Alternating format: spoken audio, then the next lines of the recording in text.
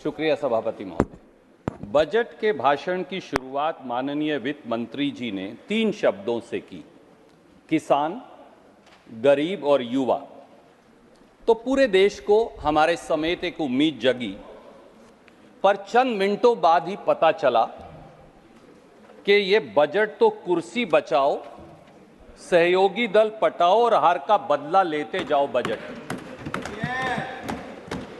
सभापति जी, पर क्या इस सरकार को देश के अन्नदाता किसान की कराहट, गरीब की लाचारी और युवा की बेरोजगारी की चिल्लाहट सुनाई भी देती है?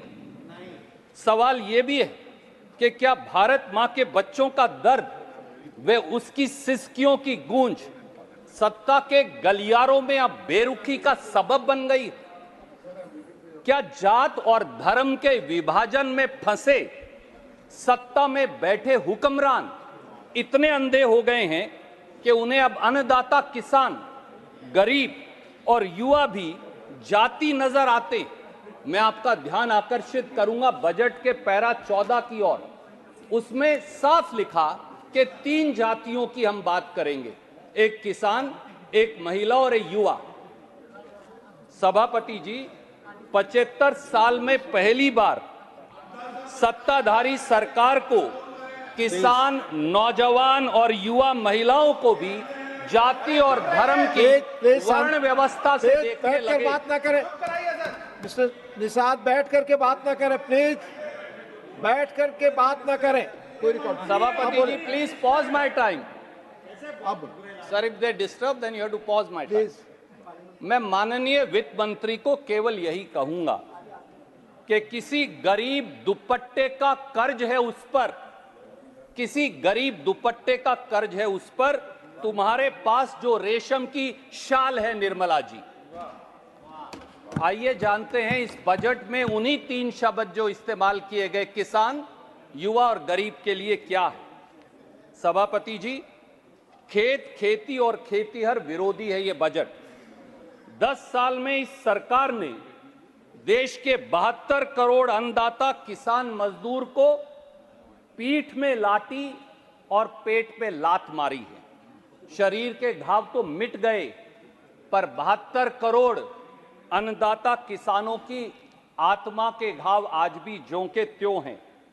पिछले 10 सालों में कभी सीने पर गोली मार या जीप से रौंदकर किसानों का जीवन छीना, कभी 3 काले कानूनों के खिलाफ न्याय मांगते लाखों किसानों के रास्ते में कील, नश्तर और पत्थर बिछा दिए, कभी अन्नदाता किसान को आतंकी, उग्रवादी, मवाली, गुंडा बता हम करोड़ों मेहनत कशों के आत्म सम्मान पर हमला कर डाला, और जब उसी अन्नदाता ने 400 पार को 240 पर लाकर खड़ा कर दिया है तो आज उसकी बजट के माध्यम से आजीविका छीन रहे हैं।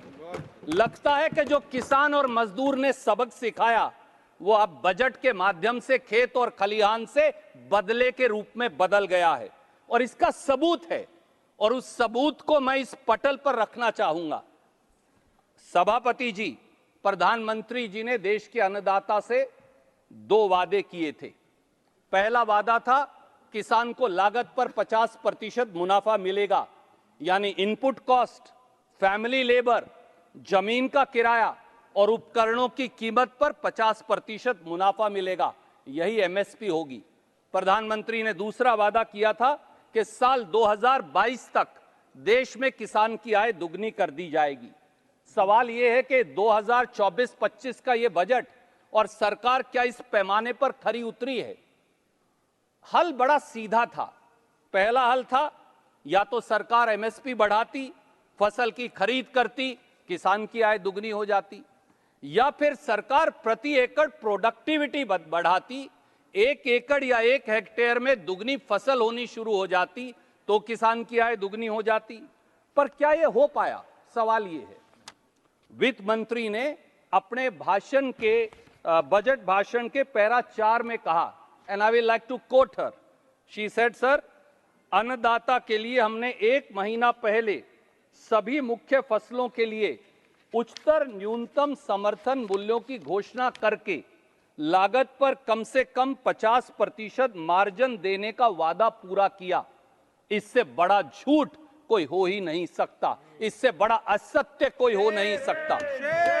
कड़वी सच्चाई यह है कि किसान को लागत जमा 50% मुनाफा के बराबर एमएसपी नहीं दिया जाता। कड़वी सच्चाई यह भी है कि किसान को घोषित एमएसपी पर फसल खरीदी ही नहीं जाती। और कड़वी सच्चाई यह भी है कि हर किसान पर देश में 74,000 रुपया कर्ज है, परंतु किसान की कर्ज माफी का एक शब्द भी इस बजट में नजर नहीं आता।